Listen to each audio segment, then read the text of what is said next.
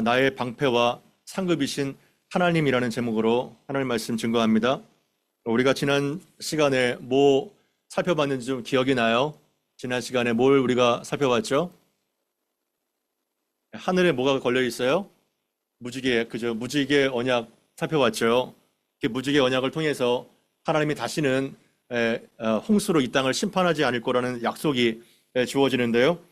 오늘도 창세기 15장에 보니까 아브라함과 맺은 그 약속이 나오게 됩니다. 그래서 이 언약은 굉장히 중요한 징검다리와 같은 것이죠. 그래서 노아와 약속을 맺었던 하나님, 오늘은 아브라함과 약속을 맺고 계신데요. 1절을 같이 한번 읽어보겠습니다. 시작. 이후에 여호와의 말씀이 환상 중에 아브라함에게 임하여 이르시되 아브라함아 두려워하지 말라. 나는 내 방패요 너의 지극히 큰 상급이니라. 아멘. 여기에서 이후에 어떠한 이유일까요? 성경을 계속해서 큐티해 나가세요. 그래야 맥락을 잃지 않아요. 앞에 있는 14장에 뭐가 나오죠? 그 중동 지방에 큰 전쟁이 터졌죠. 그래서 조카 롯이 포로로 끌려가가지고 멀리 잡혀갔어요. 그래서 아브라함이 굉장히 뭐랄까요? 많은 수하의 부하들이 있었는데 318명을 데리고 거의 200km 되는 거기를 가가지고 조카 롯을 구출하고 돌아오는 그러한 사건이 있었죠. 그러니까 말도 안 되는 그러한 승리가 벌어지게 된 거예요. 국가 연합군을 깨뜨리고 한 족장이 큰 승리를 거뒀는데 소가 뒷걸음질 치다가 쥐를 잡을 수 있잖아요. 승리를 거뒀지만 보복에 대한 두려움이 얼마나 컸겠어요. 그리고 아브라함은 지금 창세기 12장 말씀에 내가 너로 큰 민족을 이루고 내게 복을 주어서 내 이름을 창대하게 하는데 너는 복의 근원이 될 거야 약속을 하셨죠. 나중에 창세기 12장 말씀을 꼭 읽어봐요. 아브라함이 부름받은 그 사건이 매우 중요합니다. 그 말씀이 전해진 뒤에 10년이 지났거든요. 그러나 그럼에도 불구하고 하나님의 말씀이 성취가 될 기미가 전혀 보이지 않아요. 그래서 깊은 영적인 침체와 두려움에 아브라함이 빠져 있다고요. 그러한 상황에서 하나님이 말씀으로 환상 중에 이 지쳐있고 두려워하고 있는 아브라함에게 나타나신 겁니다. 이 맥락이 이해가 되세요? 그러면서 아브라함에게 뭐라고 말씀하셨나요? 아브라함아 두려워하지 말라. 나는 너의 방패요 너의 지극히 큰 상급이다. 아멘. 여러분 이 말씀이 어떻게 들려요? 여러분이 깊은 침체 가운데 절망과 낙심 가운데 있을 때 하나님의 말씀으로 나타나셔서 여러분들을 찾아오시는 거예요. 하나님이 신방하시는 거예요. 그래서 너의 이름을 부르면서 정우야 두려워하지 말라. 내가 너의 방패가 되고 내가 너의 지극히 큰 상급이야. 이렇게 말씀하시는 겁니다. 우리 각자의 이름을 넣어서 아브라함 대신에 각자의 이름을 넣어서 한번 읽어봐요. 15장 1절 같이 한번 읽어봅시다. 아브라함 대신에 나의 이름을 넣어봐요. 시작. 이후에 여호와의 말씀이 환상 중에 현종호에게 임하여 이르시되 현종호야 두려워하지 말라. 나는 너의 방패고 너의 지극히 큰 상급이라. 아멘. 지금 이 말씀을 하고 계시는 겁니다. 여러분은 예배가 뭐라고 생각하시나요? 부모님이 가라고 하기 때문에 또한 예배를 드리면 마음이 좋아서 우리가 어떠한 이유를 가지고 찾아왔어요. 그러나 예배가 뭔가요? 예배는 뭐 하는 시간이에요? 예배는 여기 보게 되면 이상한 구절이 눈치를 못 챘겠지만 1절과 4절에 하나님이 가라사대 이렇게 하지 않고 여호와의 말씀이 임한다는 겁니다. 여호와의 말씀이 아브라함에게 임했다는 거예요. 예배는 하나님의 말씀이 우리 가운데 찾아오는 거예요. 말씀과 성령으로 찾아오는 거예요. 우리 마음속에. 그래서 하나님을 만나는 거예요. 그것이 예배입니다. 이해가 되세요? 말씀과 성령으로 찾아오시는 하나님을 만나는 그 사건, 그것이 바로 예배인 것입니다. 아브라함에게 그러한 사건이 나타나고 있는 거죠. 여러분들은 어떠한 때가 두려워요? 어떨 때 좌절하고 실망해요? 여러 가지 이유가 있을 거예요. 실패에 대한 두려움이 있지 않나요? 내가 이렇게 열심히 공부했는데 내가 원하는 대학에 진학을 안 되면 어떡할까? 또한 상실에 대한 두려움, 가족을 잃고 친구를 잃는 그러한 상실과 거절에 대한 두려움이 있을 거예요. 그리고 사고에 대한 두려움, 그리고 죽음에 대한 두려움, 이러한 온갖 불안과 공포가 나를 짓누르게 만들고 나를 무력하게 만드는 거예요. 그리고 불확실한 미래가 얼마나 우리를 불안하게 만듭니까? 여러분들의 미래는 확실해요? 확실합니까? 여러분들의 미래가? 어때요? 확실하지가 않죠. 예. 그러나 그런 불확실한 미래가 우리를 짓누르고 아브라함처럼 두렵게 만들지만 뭐가 가장 확실하나요? 뭐가 가장 확실하나요? 여러분들에게 확실한 것이 있어요? 어때요? 종률이 있니? 확실한 게 있어? 뭐가 확실해? 네 인생에 모든 상황이 다 불확실하지만 따라해 봅시다. 하나님이 가장 확실합니다. 아멘. 하나님이 가장 확실하신 거예요. 그래서 내가 너의 방패와 내가 너의 상급이야. 가장 큰 상급이야. 하나님 자신이 상급이라는 거예요. 그럴 때 우리는 엄청난 두려움과 공포를 이길 수가 있는 거예요. 여러분, 생각으로 생각을 잡을 수가 없어요. 우리가 끝없이 생각에 빠지면요, 우리가 그 생각에서 헤어날 수가 없죠. 잠도 안 와요, 어떨 때는. 그러나 전능하신 하나님을 온전하게 의지할 때 그 모든 네거티브한 생각을 이길 수가 있는 거예요. 그래서 하나님 자신이 우리의 최고의 상급이라는 것을 잊어서는 안 됩니다. 시편 3편 3절에 보게 되면 시편 3편 3절입니다. 예, 혹시 될까 모르겠네요. 시편, 예, 같이 한번 읽어봅니다. 시작. 여호와여, 주는 나의 방패시요 나의 영광이시요 나의 머리를 드시는 자신이다. 아멘. 이 시편 말씀은 다 표제가 돼 있어요. 이 시편 3편의 표제는 이렇게 돼 있습니다. 다윗이 그의 아들 압살롬을 피할 때 지은 시, 이렇게 돼 있는 거예요. 여러분, 자기가 낳은 아들이 반역을 저질러서 아버지를 쫓아내는 거예요. 얼마나 정말 인생 가운데 가장 수치스럽고 너무나도 절망적인 상황이에요. 다윗이 그러한 위기를 맞부딪혔어요. 그럴 때 다윗이 하나님께 어떻게 부르짖어 기도합니까? 여호와여, 주는 나의 방패십니다. 나의 모든 그 위험과 불화살을 쉴줄 쳐줄 수 있는 그러한 분이십니다. 당신이 바로 나의 영광입니다. 그리고 나의 머리를 드시는 자입니다. 이렇게 말합니다. 머리를 드는 자라는 것은 뭘 뜻할까요? 쫓겨났잖아요. 다윗이 도망갔잖아요. 그러나 다시 그 명예를 하나님께서 회복시켜 주신다는 거예요. 머리를 들게 하신다는 겁니다. 그래서 다윗은 천만인이 나를 둘러치려고 해도 내가 조금도 두려워하지 않을 거라고 얘기하면서 하나님의 은혜를 붙잡게 되는 겁니다. 제가 가장 존경하는 사람 중에 한 사람이 짠 낙스라는 사람이에요. 나중에 한번 검색창에 찾아봐요. 짠 낙스가 장로교를 어떻게 보면 창시한 그러한 믿음의 스코틀랜드의 위대한 종교 개혁자인데요. 그의 무덤에 어떠한 묘비가 세워졌을까요? 여러분들도 나중에 죽을 날이 있을 거예요. 마냥 어리진 않아요. 그럼 여러분들의 묘비에 뭐라고 좀 쓰고 싶나요? 짠 낙스의 묘비에는 이렇게 써 있습니다.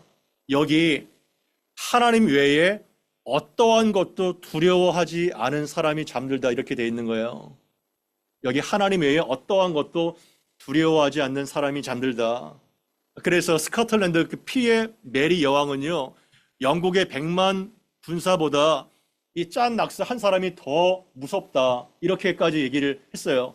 짠 낙스가 얘기했던 가장 중요한 핵심적인 그 금언이 저의 마음속에 심장을 뛰게 만드는데요. 한번 따라해 봅시다. 기도하는 한 사람이 기도하지 않는 한 민족보다 위대하다. 아멘.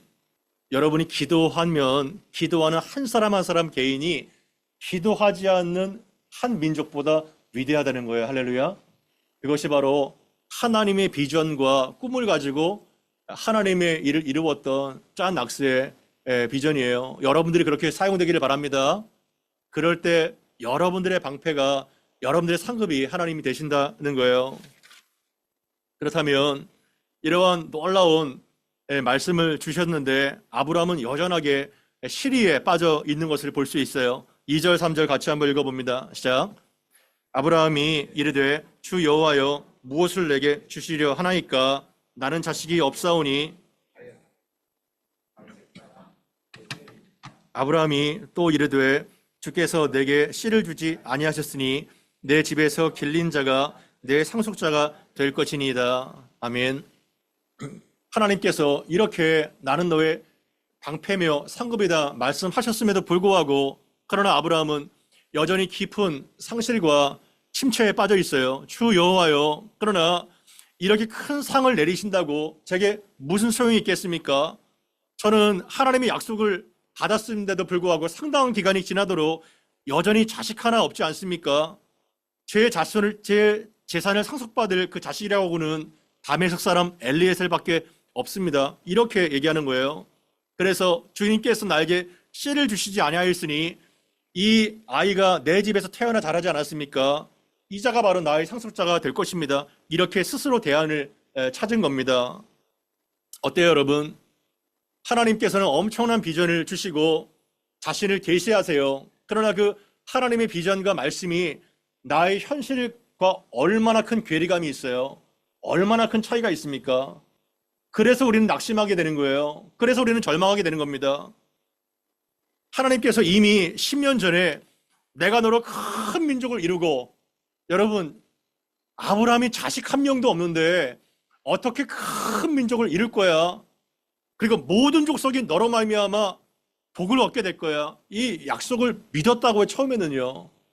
그런데 계속해서 시간이 지날수록 나이는 늙어가죠. 자식이 없죠. 그렇게 되면 하나님의 약속이 왜 이렇게 더딘가? 왜 빨리 주시지 않는가? 이러한 절망에 빠지게 된다고요.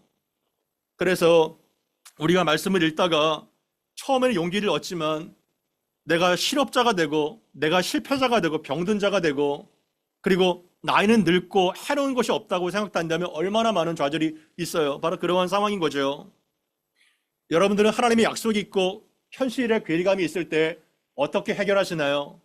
어떻게 여러분들의 태도를 보이시나요? 하나님께서는 왜 이러한 기간을 허락하시는 걸까요? 바로 그것이 우리의 딜레마인 것입니다. 그러나 로마서 5장 3절 4절을 보게 되면 이렇게 되어 있습니다. 다만 이뿐 아니라 우리가 환난 중에도 즐거워하나니 이는 환난은 인내는 연단은 소망을 낳는 줄을 알미로다. 아멘. 이렇게 되어 있는 겁니다. 다른 모든 종교와 제종교와 철학을 보세요. 어떠한 가르침이 환난과 고난 중에 기뻐합니까? 환난과 고난은 우리의 기쁨이 될 수가 없어요. 그러나 기독교의 가르침은 그냥 참는 것이 아니라 그냥 인내하는 것이 아니라 환난과 고난 중에도 즐거워하고 기뻐한다는 거예요. 그거를 잊지 마십시오. 왜냐하면 인내는 왜냐하면이에요. 환난은 뭘 만들어요? 인내를 만드는 거예요. 그리고 인내는 뭘 만들죠? 연단을 만든다고 했는데 연단을 영어 성경에 보게 되면 캐릭터로 되어 있어요. 캐릭터. 강인한 성품과 그 인격을 말하고 있는 거예요. 그것이 어떨 때 만들어져요? 인내라는 과정을 통해서 만들어진다는 거죠. 그리고 마침내 소망을 이루신다 말하고 있는 거예요. 그래서 우리가 인내를 온전히 이루어 가야 된다는 겁니다. 그 인내라는 과정을 통해서 모든 좋은 것들이 형성이 되는 것이죠. 여러분들이 만약에 인내하지 못한다면 여러분들의 마음속에 굉장히 값싼 이러한 것밖에 형성이 되지 않아요. 그러나 인내를 통해서 하나님의 온갖 좋은 캐릭터가 만들어지게 되는 겁니다. 그래서 여호와께서 시리에 빠진 그 아브라함을 손을 잡고 이끌어 가가지고 밖으로 나가세요. 5절 말씀 같이 한번 읽어보겠습니다. 시작. 그를 이끌고 밖으로 나가 이르되 하늘을 우러러 무뼈를 셀 수 있나 보라. 또 그에게 이르시되 내 자손이 이와 같으리라. 아멘. 이때가 아마 밤이었나 봐요. 시리에 빠진 아브라함을 그 손을 이잡고 이제 장막 밖으로 나가는데요. 하늘의 별을 본 적 있나요? 요새 별 보고 살아요? 별 볼 일이 없죠, 그죠? 워낙 무거운 그 테스트가 있으니까. 그런데 아브라함이 터벅터벅 하나님의 손에 이끌려서 장막 밖으로 나가는데 하늘에 정말 엄청나게 쏟아질 것 같은 그 별이 펼쳐 보여지게 되는 거예요. 그러면서 하나님께서 뭐라고 말씀하세요? 하늘을 우러러서 네가 땅만 보지 말고 하늘을 쳐다봐, 아브라함아. 이 엄청난 무별을 다 네가 카운트할 수 있겠니? 셀 수 있으면 한번 세봐, 저 별들을. 그리고 너의 자손이 이와 같을 거야. 이렇게 말씀하시는 거예요. 너의 자손이 이렇게 많을 거야. 아브라함의 마음이 어땠을까요? 여러분들이 만약에 아브라함이라면 어떠한 느낌이 들었을까요? 지금 자식 한 명 없는데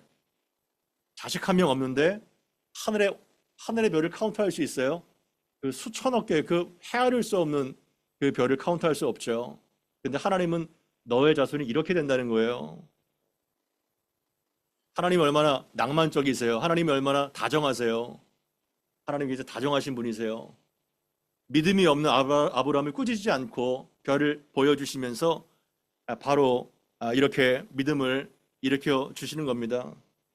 그러면서 6절 말씀 같이 한번 읽어봅시다. 시작. 아브라함이 여호와를 믿으니 여호와께서 이를 그의 의로 여기시고. 아멘. 이때 아브라함이 하나님을 온전하게 믿고 의지하게 되었고 여호와께서 이를 그의 의로 여기셨다. 이렇게 말씀하십니다.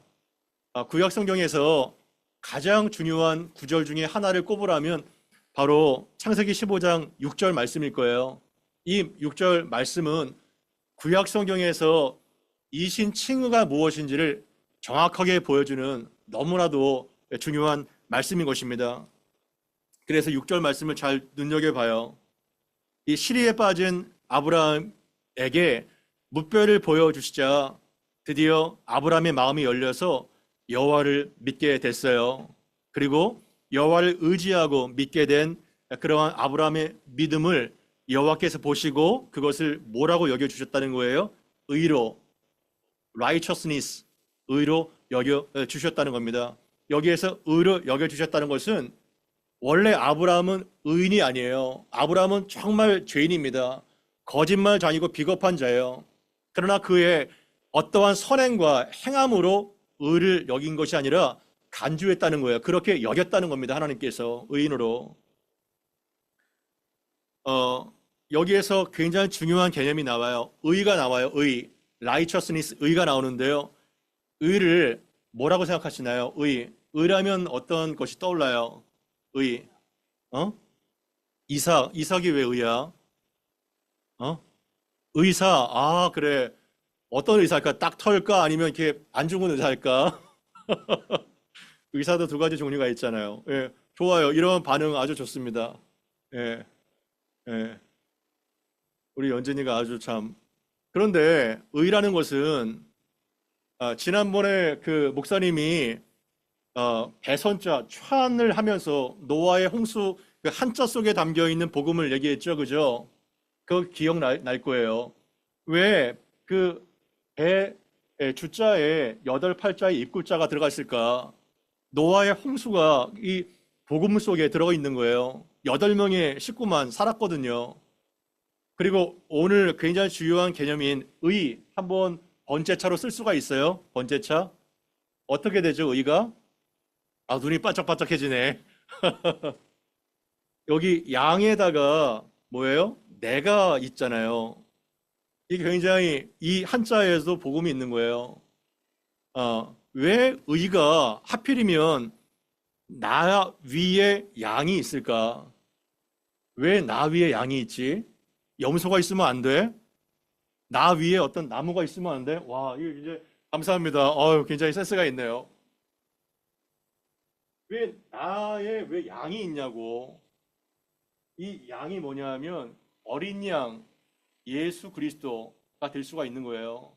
양을 잡아 죽여서 내가 죽어야 되는데 죄를 진 내가 죽어야 되는데 양이 죽잖아. 나를 대신해서. 그것이 바로 속죄라는 개념이에요. 이것이 하나님의 어린 양, 모든 죄짐을 지고 가신 하나님의 어린 양이 되는 거예요.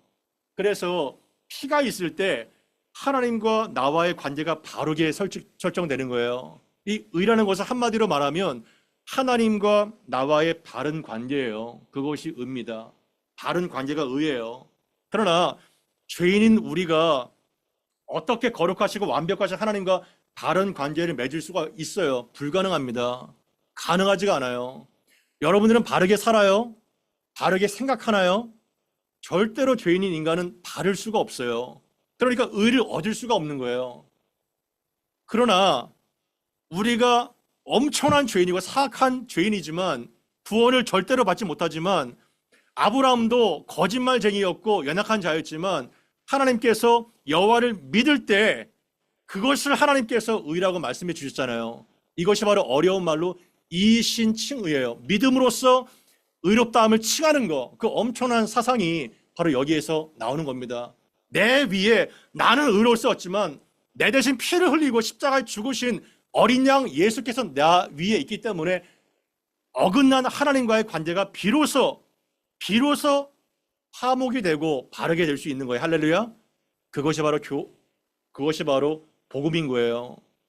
기독교의 서고 넘어짐이 바로 여기에 있는 겁니다. 나중에 여러분들이 지각이 커가지고 갈라디아서나 그리고 로마서나 이러한 바울 서신을 보세요. 이신칭의가 얼마나 중요한 교리인지를 우리가 알게 될 겁니다. 로마서 4장 1절에서 3절 그리고 13절 말씀 같이 한번 읽어보면 좋겠습니다. 같이 한번 읽습니다. 시작. 그런즉 육신으로 우리 조상인 아브라함이 무엇을 얻었다 하리요? 만일 아브라함이 행위로서 의롭다 하심을 받았으면 자랑할 것이 있으려니와 하나님 앞에서는 없느니라. 무엇을 말하느냐? 아브라함이 하나님을 믿음에 그것이 그에게 의로 여겨진 바 되었느니라. 13절입니다. 시작. 아브라함이나 그 후손에게 세상의 상속자가 되리라 하신 언약은 율법으로 말미암은 것이 아니요 오직 믿음의 의로 말미암은 것이라. 아멘. 너무나도 중요한 말씀이에요. 사도 바울이 로마서 말씀을 채택하셔서 오늘 우리가 읽은 창세기 15장 6절 말씀을 지금 풀어주는 겁니다. 육신의 조상인 아브라함이 무엇을 얻었다리요? 만일 아브라함이 행위로서 의롭다함을 받았으면 자랑할 것이 있겠지만 하나님 앞에서는 없다는 겁니다. 성경이 무엇을 말하느냐? 아브라함이 하나님을 믿음에 그것이 그에게 의로 여겨진 바 되었느니라. 그렇기 때문에 아브라함이나 그 후손에게 세상의 상속자가 되리라고 하신 그 언약은 율법으로 말미암은 것이 아니요 오직 뭐예요? 믿음으로 믿음의 의로 말미암은 것이라. 아멘. 이렇게 말하고 있다는 겁니다. 그래서 오직 믿음 밖에는 우리를 의롭게 할 수 있다는 것이 없다는 거죠. 시간적으로 볼 때 이런 거예요. 신약시대의 온갖 거짓 교사들과 이단들이 어떻게 그들을 미혹했냐 하면 예수를 믿는 것은 좋아. 예수를 믿을 때 우리는 구원을 받게 돼. 그러나 그것은 충분하지가 않아. 예수를 믿을 뿐만 아니라 할례를 받아야 되고 그리고 율법을 지켜야 되는 거야. 이렇게 그들을 미혹했어요. 예수를 믿는 그 믿음으로 의롭다함을 받는데 그들은 거기에 물타기를 하게 된 거죠. 그러나 아브라함의 이 사건 뒤에 언제 율법이 주어지게 되나요? 언제 율법이 주어지게 돼요? 언제? 어른들도 말해보시겠어요? 어른들 지명하면 무서울까? 예, 아브라함이 이 사건이 있을 때 400년이 훨씬 지난 다음에 시내산에서 출애굽한 백성들이 시내산에서 율법을 비로소 받아요. 그때 계약이 체결되는 거예요. 또한 할례가 언제 있을까요? 바로 뒤에 17장의 할례가 나타나게 되는 거예요. 그러니까 할례나 율법 이전에 믿음으로 의롭다함을 칭함받은 사건이 먼저 있었다는 거예요. 선제했다는 겁니다. 그래서 그들의 모든 사상이 거짓이라는 것이 분별되는 거죠. 유일하게 구원받을 기준이 오직 믿음이라는 것을 우리가 알게 되는 겁니다. 그러면서 또 하나 중요한 사건이 있어요. 7절, 8절 같이 한번 읽어보겠습니다. 시작. 또 그에게 이르시되 나는 이 땅을 내게 주어 소유를 삼게 하려고 이끌어낸 여호와니라. 그가 이르되 주 여호와여 내가 이 땅을 소유로 받을 것을 무엇으로 알리이까? 이제 1절부터 6절까지는 자손에 대한 비전을 주셨다면 7절 이하에는 땅에 대한 비전과 약속을 주시는 거예요. 지금 땅 한 평도 없어요. 그러나 엄청난 땅을 너에게 줄 거야. 이게 말이나 되는 얘기인가요? 지금 땅 한 평도 없는데 서울 시내 전체가 너의 거야. 여러분 그 말 믿을 사람이 있어요? 믿을 사람이 없어요. 바로 그렇게 황당한 말씀을 하시는 거예요. 그러나 여러분은 정말 제가 바랄 건데 비전의 사람이 되기를 바랍니다. 따라해 봅시다. 비전의 사람이 됩시다. 내가 꿈을 꾸면요, 그거는 개꿈이에요. 그렇잖아요. 그러나 하나님이 꿈을 꾸면요, 그건 현실이 되는 거예요. 그걸 잊지 마세요. 하나님이 나를 통해 꿈을 꾸면은 그건 현실이 되는 거예요.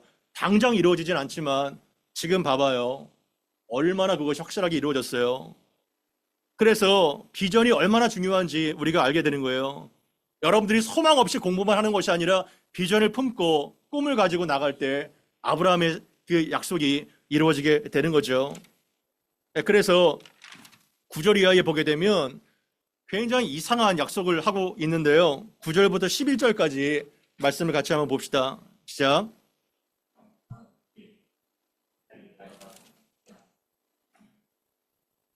삼염된 양과 산비둘기와 집비둘기 새끼를 가져올지니라. 아브라함이 그 모든 것을 가져다가 그 중간을 쪼개고 그 쪼갠 것을 마주대하여 놓고 그 새는 쪼개지 아니하였으며 설계가 그 사체 위에 내릴 때에는 아브라함이 쫓았더라. 아멘. 굉장히 이상하지 않아요? 잘 이해가 안 되죠? 지금 이제 하나님과 아브라함이 계약을 맺게 되는 거예요. 근데 하나님이 이상한 말씀을 하세요. 아브라함아, 나를 위해서 3년 된 암소, 3년 된 암염소, 3년 된 순양을 갖고 오고 산비둘기와 집비둘기 새끼를 가져와. 왜 3년일까요? 소 키워 보셨나요? 3년 때가 가장 온전합니다. 3년 때가 가장 아름답고 예뻐요. 그래서 온전하게 된 제물을 바치라는 거예요. 제물이에요. 그리고 이상한 게 뭐냐면 10절에 보니까 아브라함이 그 모든 것을 가져다가 그 소와 그 제물을 다 쪼개는 거예요. 두 동강을 내는 거예요. 얼마나 참 끔찍해요. 그리고 쪼갠 그 피가 막 저벅저벅 날 거예요. 그거를 갈라놔요. 이렇게 갈라놔요. 새는 너무나도 작은 몸집이기 때문에 쪼개낼 수가 없으니까 집비둘기와 산비둘기를 그냥 쪼개지 않고 놔요. 그런데 우리가 그 밑에는 안 봤지만 나중에 하나님께서 횃불 모양으로 거기를 지나가시는 모양이 그 임재로 나타나게 되는 거예요. 도대체 이 이상한 언약이 어떠한 의미를 갖고 있을까요? 여러분들은 약속을 할 때 어떻게 약속을 해요? 이렇게 약속하지 않아요, 그죠? 뭐 도장을 찍거나.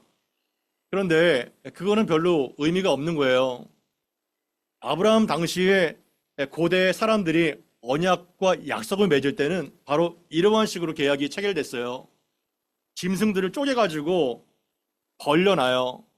그리고 계약 당사자 두 사람이 그 짐승의 피가 질질 흐르는 곳에 지나가는 거예요.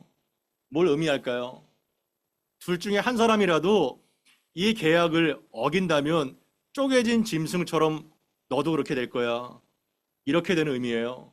그러니까 목숨을 건 언약, 하나님 자신의 생명과 명예를 걸고 이 약속을 지킬 거라는 거예요.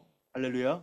그것이 바로 쪼갠 짐승을 저벅저벅 두 사람이 걸어가는 그러한 언약의 의미예요. 얼마나 끔찍합니까? 그러나 얼마나 복돼요. 나중에 보게 되면 알겠지만 원래는 계약 당사자 두 사람이 함께 저벅저벅 그거를 걸어가야 되는 거예요. 그러나 아브라함은 걷지 않아요. 하나님께서 횃불로 임재로 나가신 그분 하나님 자신만 걸어가는 거예요. 어떠한 의미일까요? 왜 아브라함이 안 걸어가죠? 아브라함은 연약해요. 부족이 많아요. 인간 자체가 흠이 많습니다. 너의 연약함, 너의 어떠함에도 불구하고 하나님 내 자신이 생명과 명예를 걸고 이 약속을 지킬게, 그러한 것이 담겨 있는 거예요. 그것이 어떻게 승화가 됐습니까? 십자가로 승화가 된 거예요. 십자가로. 예수께서 이 고기처럼 쪼개진 것처럼 자신의 육체를 찢어서 완전히 자신의 몸을 쪼개서 이 피의 언약을 지켜주신 거예요. 할렐루야. 그것이 복음인 것입니다. 그래서 하나님은요, 누가 저에게 목사님의 하나님은 어떠한 분이신가요? 물어본다면 뭐 여러 가지가 있겠죠. 약속에 신실하신 하나님입니다. 이렇게 저는 말씀드릴 수 있어요. 하나님은 약속을 반드시 지키는 분이세요. 아멘. 얼마큼 약속을 지켜요? 자신의 생명을 걸고 자신의 모든 명예를 걸고 다 지키신 그러한 분이라는 거예요. 그래서 우리는 소망이 있는 겁니다. 말씀을 마칠까요? 성경에 이런 말씀이 있어요. 믿음은 바라는 것들의 실체고 보이지 않는 것들의 증거라고 말하고 있습니다. 믿음은 허망맹랑한 것이 아니에요. 붙잡는 것 같고 그리고 본바가 된 그것이 바로 믿음이에요. 그래서 믿음으로 이 악하고 이 정말 음란한 세상을 우리가 살아가야 되는 거예요. 그러면 믿음으로 계속해서 하나님 자신이 여러분들의 인생을 이끌어 가실 겁니다. 우리가 어떠한 두려움과 불안이 있어도 하나님 자신이 우리의 방패와 지극히 큰 상급이 된다는 것을 잊지 말아요. 하나님이 주시는 그러한 상급은 저질이에요. 가장 중요한 상은 하나님 자신입니다. 아멘. 하나님 자신이 a great reward라고 말하고 있는 것입니다. 그리고 하나님의 비전과 약속이 지금 나의 모습과 초라한 나의 모습, 아무것도 없는 나와 너무나 간극이 커요. 믿을 수가 없어요. 받을 수가 없어요. 그러나 그 비전과 말씀을 붙잡고 끝까지 나아가 봐요. 그럼 하나님은 반드시 그 약속을 성취할 것이라고 말씀하고 있는 것입니다. 우리가 하나님의 손을 붙잡자 하나님이 우리의 손을 붙잡아 주시는 거예요. 그래서 하나님 자신이 생명을 걸고 약속을 보여주신 그 쪼갠 고기 사이로 지나가신 하나님을 의지하면서 믿음으로 여러분들이 남은 인생을 살게 되기를 간절히 바랍니다. 들은 말씀 기억하며 우리 합심하여 간절하게 기도하는 시간 갖겠습니다. 하나님, 나에게도 이 믿음 달라고 어떠한 두려움도 없이 나의 방패와 상급이 되달라고 합심하여 기도하겠습니다.